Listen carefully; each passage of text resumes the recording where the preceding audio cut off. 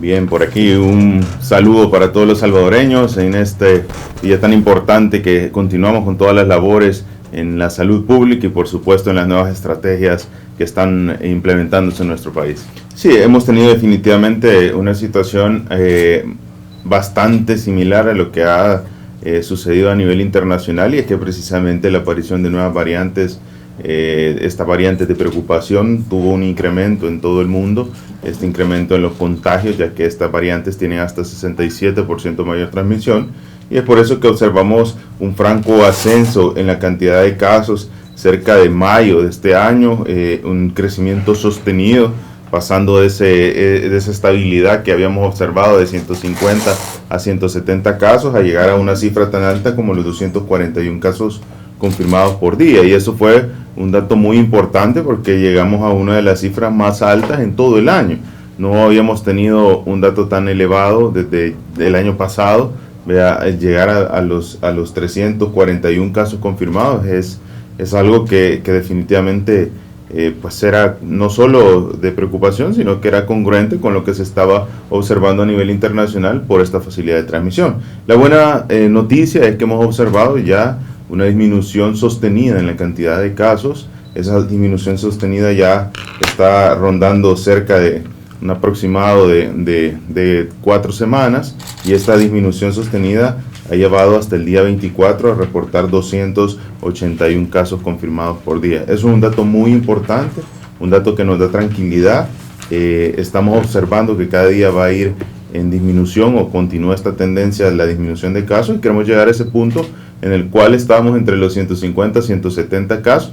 Quisiéramos que fuera menos de 150 a 170 casos, pero definitivamente es una alegría el poder observar una disminución en esa tendencia de crecimiento de los casos o de los contagios. Ya a la fecha tenemos 113.422 casos confirmados de COVID-19, de los cuales pues sí hay un buen porcentaje, yo diría un dato muy importante, 94.980 casos recuperados. De estos casos recuperados, muy importante el mencionar que fue clave y fundamental el manejo de cada uno de estos pacientes y el tratamiento farmacológico y el tratamiento médico que El Salvador aplicó desde el inicio. Ha tenido esa característica de ser uno de los tratamientos que aplica tecnología, innovación, medicina basada en la evidencia, y pues por supuesto esto nos permite salir adelante. También tenemos 1.357.788 PCR realizadas. Ustedes saben que es la reacción de cadena de polimerasa, es una de las pruebas más pues avanzadas, acertadas, que lleva bastante pues procesamiento y su complejidad debido a ser biología molecular. Creo que es muy importante que reconozcamos cómo El Salvador ya a la fecha avanza con cerca de 2.000 a 2.500 pruebas todos los días, no ha parado bajo el abordaje del tamizaje comunitario y centinela, lo cual nos permite ir marcando cuáles van a ser las pautas de contención epidemiológica o acción ante esta situación excepcional de salud como lo ha sido la pandemia del COVID-19. Sí, observamos bastantes variantes. Recuerdo yo que en algún momento esa molestia o ese dolor de garganta acompañado de síntomas respiratorios más pérdida del olfato y del sabor era característico, y todos los salvadoreños decían, bueno, si tengo un problema respiratorio y pierdo el olfato, esto es seguro COVID. Y de alguna manera esto fue un dato inicial en los síntomas del COVID-19. Posteriormente observamos una variante Delta, una variante o la llegada de ciertas variantes de preocupación que no solo tenían ese efecto de mayor transmisión, sino que también tenían un efecto en el cual la sintomatología era más parecida a una sintomatología respiratoria convencional, o sea, a una gripe. Definitivamente no debemos dejar de lado que seguía siendo tan grave como COVID normal. La única diferencia era que los síntomas eran de alguna manera un poquito más parecidos a la sintomatología respiratoria que por años hemos observado con las gripes. Ahora bien, esa variante Delta tienen sintomatología relacionada con picazón en la garganta, molestias con secreciones, ¿verdad? Una tos leve. Ya no existe el síntoma clave, o sea, podría o no existir la pérdida del olfato, que era una de las características bastante clave, entonces tiende más a parecer un resfriado común. Sin embargo, tiene la misma intensidad o agresividad que corresponde al COVID-19. No hemos observado que incremente más lo grave en el marco de la variante Delta, pero sí hemos observado que evidentemente a mayor cantidad de transmisión, mayor cantidad de población enferma, y a mayor cantidad de población enferma, mayor cantidad de personas que requieren una unidad de cuidados intensivos y por ende que representa una letalidad ante el COVID-19. Sí, hemos observado algo que es muy congruente con lo que pasó a nivel internacional de la aparición de las variantes, y es que a la llegada de estas variantes que tienen una característica particular y que todos los salvadoreños lo vimos, que fue aumento de la transmisión, yo lo mencionaba hace un par de minutos, también tenemos el incremento correspondiente en esa transmisión al ingreso de unidades de cuidados intensivos. Esos pacientes que se ponen graves ante el COVID-19, que usualmente son poblaciones vulnerables, poblaciones que también tienen enfermedades crónico-degenerativas que no están controladas en la mayoría de ocasiones, como lo pueden ser diabetes, hipertensión, enfermedad pulmonar obstructiva crónica, que son pacientes que de alguna manera han estado no controlados con sus diabetes, por ejemplo, con valores de glicemia arriba de 500, que están desarrollando otro tipo de problemas y que también desarrollan ante un contagio de COVID. Estas poblaciones vulnerables, o solo el hecho de ser una persona de edad avanzada con más de 60 años, pues ya hace un criterio de persona vulnerable, y en el marco de la enfermedad del COVID-19 incrementa su riesgo. Entonces, el aumento de la transmisión, ese momento tan difícil que ha sido este año, en el cual Delta, Gamma y Alfa nos ha llevado hasta 341 casos confirmados por día, incrementa la cantidad de pacientes en unidades de cuidados intensivos y pacientes que han perdido la vida.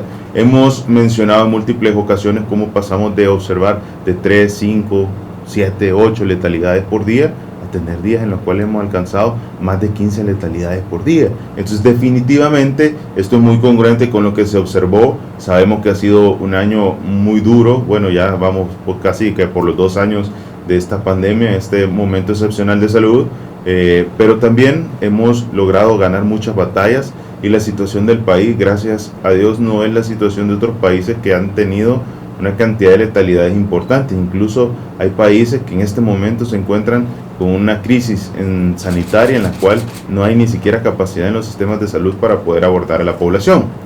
Cuando inició la pandemia, todos los países hicieron mucho énfasis en algo, y era en preparar los sistemas de salud. No todos los países aplicaron esas recomendaciones ni prepararon el sistema de salud como se debía de preparar. ¿Y por qué quiero hacer mención a esto? Por una simple y sencilla razón. Si usted tiene un sistema de salud con las condiciones para poder atender a un paciente de COVID-19, usted no va a evitar que hayan letalidades, pero sí va a evitar que haya una cantidad mayor de letalidades. ¿Por qué? Porque hay un montón de pacientes que pertenecen al 20%, y vamos a la regla que usamos desde un inicio, y es que teníamos pacientes que del 100% de los pacientes de COVID, un 80% iban a tener síntomas leves o eran prácticamente asintomáticos, y 20% iban a requerir tratamiento. De ese 20% dividíamos 15% con tratamiento hospitalario y 5% pues, con pacientes que evolucionaban a una unidad de cuidados intensivos. Ahora bien, ese 15% de pacientes, si eran atendidos oportunamente en un sistema de salud con las condiciones necesarias para el COVID, era muy probable que simplemente se dieran de alta. Pero si no recibían el tratamiento adecuado en el sistema de salud, ese 15% formaba parte del 5% que progresaba a UCI, y una vez ingresando en UCI, nosotros sabemos que la posibilidad, bueno, la muerte está casi en el 50% de los pacientes. Entonces, ¿qué sucede? El fortalecer el sistema de salud, el tener las capacidades en el hospital, nos permite disminuir la cantidad de complicaciones que se tienen. No le puedo decir que no vamos a tener muertos. Definitivamente estamos en una pandemia, y la característica particular de las pandemias es que genera complicaciones. Ahora, la cantidad de letalidades que hemos observado es una cantidad inferior a la que pudiera haber sido si no hubiéramos tenido un sistema de salud preparado, a la que hubiera podido ser si no hubiéramos tenido una estrategia de vacunación amplia, en la cual ya llevamos a la fecha 8.411.708 dosis aplicadas, y definitivamente ha sido pues un momento excepcional de salud que gracias a Dios ahora estamos observando ya una disminución también en la cantidad de letalidades por día, y eso ustedes lo pueden ver en el día a día en el reporte. Creo que la población ha tenido o nos ha dado ese voto de confianza al sistema de salud. Fue duro al inicio, batallar contra sectores, incluso médicos, en los cuales no recomendaban el uso de la mascarilla. Estaba viendo una publicación el día de ayer sobre un reconocido colega en el cual pues prácticamente no recomendaba el uso de la mascarilla o de alguna manera despectiva se burlaba de las acciones sanitarias que se estaban tomando en el momento. Yo creo que siempre existe la posibilidad de equivocarse, y lo importante es reconocer los errores, tratar de cambiar y tratar de avanzar para salir adelante en un momento excepcional de salud. En ese sentido, fue difícil, pero ya ahora la población ha tenido o ha depositado esa confianza en las recomendaciones del Ministerio de Salud, y hemos hecho todo lo humanamente posible para no fallarle a la gente. Hemos partido desde el inicio con esas medidas tan importantes que eran las medidas de promoción de la salud, más las medidas del protocolo de bioseguridad. La población las conoció,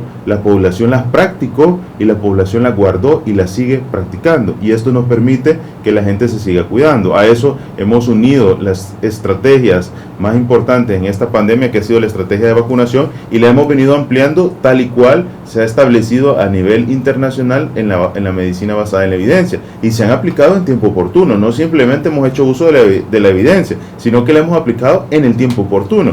Un ejemplo, y alguien dirá, bueno, pero ¿a qué se refiere con aplicarla en tiempo oportuno? Mire, es que existen estrategias médicas que a veces salen, están a disposición y nadie las utiliza. Por ejemplo, la vacunación contra el virus del papiloma humano. Esa vacunación tiene 10 años de haber salido, pero nunca se había implementado. ¿Por qué? Porque no se le había dado la prioridad. Entonces, ahora que por primera vez se están colocando en tiempo oportuno, incluso hay críticas. Se anuncia la vacunación a los niños entre los 12 y los 18 años, y lo que observamos inminentemente es que no hay estudios, no hay recomendaciones, y de repente, 3, 4, 5 días después, todos los medios internacionales, todos los diferentes países, ratificando y reiterando que es una de las estrategias y recomendaciones a nivel internacional. Estados Unidos está próximo a habilitar la vacuna. Guatemala también ayer hacía el anuncio que en noviembre iniciarán la vacunación en menores también. ¿Cuánto tiempo hubiéramos perdido si no hubiéramos iniciado esa vacunación? Ya a la fecha tenemos un buen porcentaje de vacunación en este grupo etario, que en El Salvador está sumando cerca de 1.3, 1.4 millones de personas que representan esos grupos poblacionales entre los 6 y los 18 años, lo cual definitivamente es un buen porcentaje de la población que tiene una función clave a la hora de poder tener esa cobertura de vacunación. No solo nos referimos a proteger la salud del menor, nos referimos a que nos sumamos y contribuimos poniendo nuestro granito de arena, que al aplicarse la vacuna usted disminuye la posibilidad de contagio. No la quitan el 100%, pero la disminuye. Entonces, hablamos de 1.4 millones de salvadoreños que contribuyen en la disminución de esa posibilidad de contagio para el resto del país, que de esta manera, pues, aquellas personas vulnerables, diabéticos, hipertensos, personas arriba de los 60 años, sus abuelitos, por supuesto, que están en el día a día conviviendo, pueden tener menos riesgo de adquirir el COVID-19. Los niños también van a recibir tercera dosis, doctor. Es muy importante el comprender que la evidencia sigue avanzando en este momento. Creo yo que debemos tener claro que el grupo etario que se ha agregado en última instancia, pues todavía nos permite tener un periodo de tiempo en el que hablar de una tercera dosis pues nos lo va a marcar la pauta de la evidencia científica internacional. Así que, de continuar la evidencia tal cual está en este momento, hay países que están teniendo esa recomendación tan importante para generar la protección. Sin embargo, no todo está escrito en piedra, lo hemos mencionado en muchas ocasiones. Ante el COVID-19 los planes se pueden ajustar, los planes se pueden ir acomodando en base a la evidencia que existe, y de esta manera tomar las acciones más eficientes para la población salvadoreña. Ya a la fecha tenemos 41 lotes recibidos. Es una alegría el poder anunciar a la población. Estamos casi por alcanzar los 13 millones de dosis en el territorio. Son cerca de 12.950.000, 960.000 dosis aproximadamente las que se tienen en el territorio. Eso es un dato muy importante porque nos permite con facilidad tener la tranquilidad de que se sigue ampliando o se sigue pues cubriendo esa estrategia que ha sido la vacunación y que definitivamente nos permite estar mucho más seguros. Mire, yo creo que es muy importante en el punto de vista de la pandemia el autocuido y la decisión personal de cada salvadoreño por velar por su salud. Y le voy a explicar por qué. Definitivamente se pueden aplicar múltiples medidas, se pueden aplicar múltiples acciones, pero definitivamente si uno no tiene ese compromiso de cuidarse, aunque existan diferentes recomendaciones, usted siempre va a tener actividades en las cuales puede estar expuesto. Y le voy a poner un ejemplo. Hay muchas personas que nos comentan a nosotros, desearíamos que ciertas actividades no esenciales, como por ejemplo los bares, las discotecas, no se permita la llegada o la afluencia, ¿verdad? Y estamos totalmente de acuerdo que hay ciertas actividades no esenciales que pueden aumentar el riesgo o la exposición ante el COVID de manera innecesaria. Ahora bien, esta persona que nos comenta eso, probablemente no asista a un bar y una discoteca, pero puede ser que se asista al centro comercial, o puede ser que se asista al supermercado, o puede ser que asista a otro tipo de actividades que él en su día a día no considerarían de la misma magnitud que lo que representa ir a uno de estos sitios. Entonces, ¿qué pasa? Se toman medidas de contención epidemiológica. Las medidas las tomamos en base a la evidencia internacional y al marco de que hemos observado países como Australia, yo le he puesto mucho de ejemplo, en el cual tomaron medidas de contención, pero aún tomando las medidas más estrictas, se seguía diseminando el COVID. Y bueno, y dijeron, ¿qué es lo que está sucediendo? Estamos con medidas de contención y sigue. Estamos ante una de las variantes de preocupación que tiene 67% de transmisión. ¿Eso qué quiere decir? A menos que una persona prácticamente pase en aislamiento completo, en el cual no puede estar en contacto de nadie, entonces la posibilidad es tan grande que usted tenga un contagio. Entonces hay diferentes intervenciones a nivel internacional que nos han demostrado cómo hay que generar un equilibrio entre el cumplimiento de los protocolos de bioseguridad, entre las medidas de contención epidemiológica, entre las estrategias de vacunación y por supuesto entre el sustento y el mantener ese equilibrio con la economía. Ahora alguien dirá, bueno, pero y entonces no es bueno las medidas de contención epidemiológica. Como no, son buenas, pero todo tiene un punto de equilibrio en el cual usted cumple las medidas de contención, usa su mascarilla, se lava las manos, evita asistir a aglomeraciones o actividades no esenciales de manera innecesaria. Ampliamos la estrategia de vacunación. Yo le pongo un ejemplo. En una situación en la cual hay medidas de contención epidemiológica, ¿qué tan rápida sería la estrategia de vacunación? Pues definitivamente mucho menor, porque toda la gente estaría cumpliendo medidas de contención. Entonces, ¿cuál es la estrategia más importante? ¿Las medidas de contención o la vacunación? Las medidas de vacunación, la estrategia de vacunación, eso es lo más importante, porque si no nosotros simplemente estamos retrasando una posible exposición y una posible exposición al COVID desprotegidos, porque no tendríamos los efectos que nos da la vacuna. Entonces, todas esas son puntos claves que nosotros analizamos a la hora de tomar medidas. Yo sé que hay un grupo de población que siempre nos comenta, bueno, pero es que estas deberían de ser las acciones. Yo siempre repito y le reitero, lo más importante es que usted cumpla su protocolo de bioseguridad. Lo más importante es que usted tenga esa misma conciencia del inicio de la pandemia, en el cual prácticamente usted llegaba a su casa, se lavaba las manos con alcohol 2 veces, ¿verdad? Se limpiaba los zapatos a la hora de entrar. Son medidas que ese compromiso por cumplirla, pues lo pone mucho más seguro. Y por supuesto, la más importante de ellas, ¿verdad?, es recibir esa vacuna que le está dando la protección necesaria. Y con la facilidad que tiene el país, que de los 6 años en adelante la podemos recibir, no solo de los 6 años en adelante, sino que tenemos incluso esa posibilidad que después del 4.º mes de aplicada la segunda dosis, podemos tener una tercera dosis, 5 diferentes fármacos o biológicos en el territorio, una facilidad de poderla agendar por página web, número de teléfono, ir a la unidad de salud. Hay 160 puntos de vacunación, 3 autoservicios, 35 cabinas o puntos móviles de vacunación, 1 por departamento de la vacunación, casa por casa. Entonces ya no hay justificación para que no podamos vacunarnos y protegernos ante el COVID-19. Sí, esta es una entrega de un bono único, es una pequeña muestra de agradecimiento, bueno, una muestra también que va de parte de todos los salvadoreños en reconocimiento de sus labores. Yo creo que no me dejará mentir la población salvadoreña, pero estamos en una situación de una crisis sanitaria que ha sido difícil a nivel mundial, en la cual la característica particular es que el alto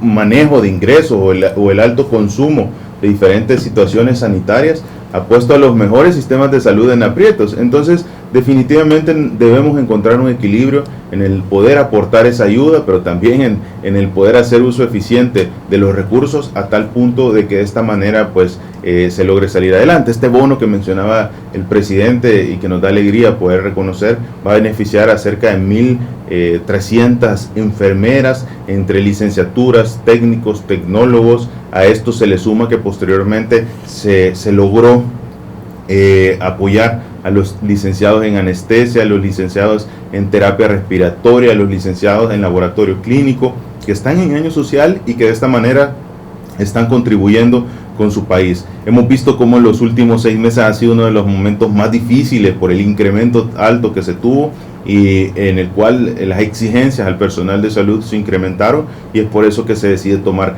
este apoyo. Quisiéramos poder ampliarlo más, pero como comento, el tema de la pandemia ha sido una situación muy difícil a nivel internacional, en la cual definitivamente las características más importantes han sido pues el incremento en las complicaciones, en las letalidades y los altos gastos que se han tenido en el tema sanitario a nivel mundial, que ha puesto a los mejores sistemas de salud en una situación bien apretada.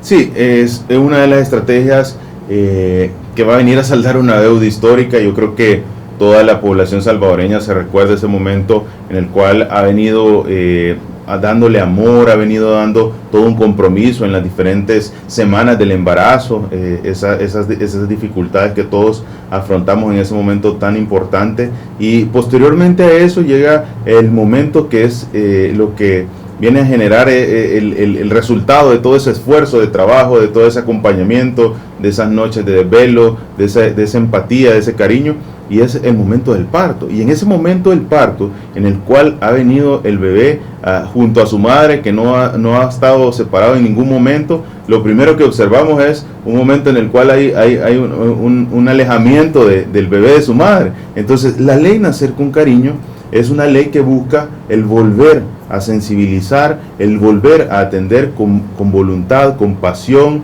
¿verdad? El volver a generar ese momento tan importante que es único y irrepetible, y que de alguna manera por años se ha venido realizando de manera monótona o de manera repetitiva, en el cual para algunas personas simplemente es un parto más, pero para la familia es un momento que no va a volver a repetirse. Entonces se le va a volver a dar esa importancia, se le va a dar una visión que está basada en múltiples evidencias científicas, y la primera intervención es contar con un equipo de recursos humanos, un equipo sanitario del Ministerio de Salud que tenga genuinamente ese interés por incorporarse al equipo de trabajo de la ley Nacer con Cariño. Esta es una ley que está pues prácticamente con todo el esfuerzo y el conocimiento de nuestra primera dama Gabriela de Bukele, en el cual el desarrollo infantil temprano, la política Crecer Juntos, el hecho de poder velar por esa primera parte del ciclo de vida es muy importante, por lo cual le decimos a la población, de todos los trabajadores de salud que se quieran sumar, tenemos 2 días aún para podernos sumar a esta estrategia de la ley Nacer con Cariño, a atender el llamado. El atender el llamado es el poder enviar nuestro currículum vitae, mandar un video que tiene una duración de 1 minuto, en el cual podamos expresar por qué queremos formar parte o por qué queremos atender el llamado.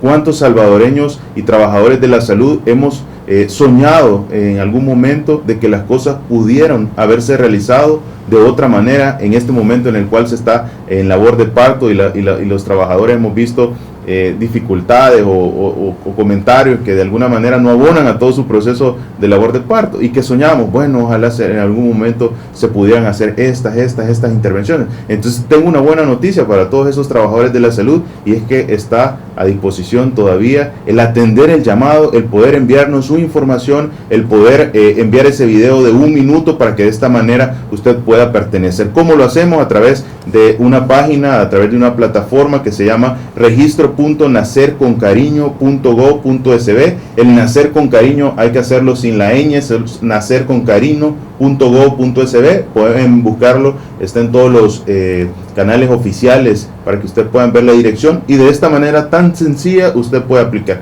Si no tiene facilidad de utilizar los dispositivos o las plataformas, pregúntele a alguna compañera, pregúntele a alguien que está en su trabajo en el mismo hospital que le ayude a poder agendar, que le ayude a hacer un video, y de esta manera usted, en ese deseo genuino de pertenecer a la estrategia, a la ley Nacer con Cariño, usted lo puede hacer. Hay múltiples facilidades, y sobre todo debemos reconocer, esto no solo es para enfermeras, esto no solo es para médicos, esto es para todo aquel personal de trabajo en la ley, en el binomio materno-infantil, o en las acciones en las cuales ustedes sientan ese interés genuino de pertenecer, y esos son personal de limpieza, personal administrativo, promotores de salud, médicos, enfermeras. Mire, si es que hasta en las áreas de cualquier funcionamiento del hospital tenemos secretarias que hacen el trabajo administrativo, tenemos esa persona que con un gran compromiso le lleva los alimentos. Entonces todas estas personas pueden formar parte de la ley Nacer con Cariño, y específicamente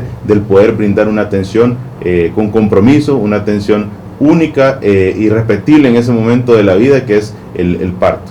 Sí, definitivamente, bueno, la ley ya está aprobada y todo, eso es una alegría. Importante el mencionar que al atender el llamado, al mandar nuestro currículum, existe una mesa que está evaluando documento por documento, video por video, viendo las emociones, viendo las ideas del personal de lo que se podría hacer o de lo que se podría aportar en este momento tan importante del cambio, y partiendo de eso se va a hacer una selección de las personas que aplican para poderlas ya iniciar como equipo de trabajo. Eso va posteriormente a iniciar una estrategia de entrenamiento, una estrategia, vamos, de capacitación, podríamos decirlo, y lo platicamos en múltiples ocasiones con el equipo de la primera dama, y la primera dama que ha estado incluida en todo esto de manera liderando toda esta estrategia, porque tiene un amplio conocimiento en el tema de la primera infancia. Y llevamos al punto de decir, bueno, es que es necesario desaprender lo que rutinariamente habíamos venido realizando. Entonces es muy importante el tener esa orientación en el marco de la nueva ley Nacer con Cariño para que esto se pueda cumplir. Darle la buena noticia a la población, y yo creo que esto es importantísimo. Esta estrategia, esta ley Nacer con Cariño es integral desde todos los puntos de vista. A veces nosotros pensamos que el implementar una estrategia sanitaria tiene que ver con infraestructura, que vamos a construir un lugar diferente, que una maternidad diferente. Déjeme decirle que esta ley es integral. Esta ley no solo aplica el hecho de infraestructura, que definitivamente creemos es muy importante, sino que también aplica el recurso humano, las políticas, las guías, todos los protocolos para que esto ahora sea una realidad, y no solo sea una realidad, sea algo sostenible en el tiempo, que le garantice a la persona que en ese momento tan importante de su vida tenga ese acompañamiento, esa vivencia, esa red de apoyo en el parto, en el cual ya llevamos cerca de 9 meses cuidándolo, para que en el último momento, que es el más importante, no lo tengamos en el acompañamiento de nuestra red de apoyo, no tengamos ese seguimiento. Bueno, cuántas salvadoreñas que han desarrollado su primer embarazo han tenido dificultades en las cuales no sabemos qué hacer, porque es nuestro primer embarazo, nuestro primer bebé, y no estamos seguros si esto está bien, y andamos preguntando y no nos dan apoyo. Entonces todo ese acompañamiento que va desde la preconcepción, el trabajo en el desarrollo del embarazo, el tener esa recomendación oportuna a la hora de la labor de parto, el acompañamiento por la promoción de la salud, el acompañamiento por la red de apoyo, el estar siempre acompañada incluso luego del nacimiento, y seguir en el acompañamiento en los primeros meses y años de vida. Eso definitivamente es lo que conforma que la ley Nacer con Cariño sea integral, y por supuesto que va a tener un resultado a corto, mediano y largo plazo, que nos permite, desde ese inicio de la lluvia de emociones, el poder ver el hijo con la madre en ese momento justo de recién nacido, el apego precoz, el tener piel con piel, la lactancia materna. No, hombre, eso va a generar un lazo, un vínculo fraterno, un vínculo de familia tan fuerte, madre, hijo y por supuesto el padre, que van a traducir en familias mucho más unidas, que van a traducir en desarrollo para el país.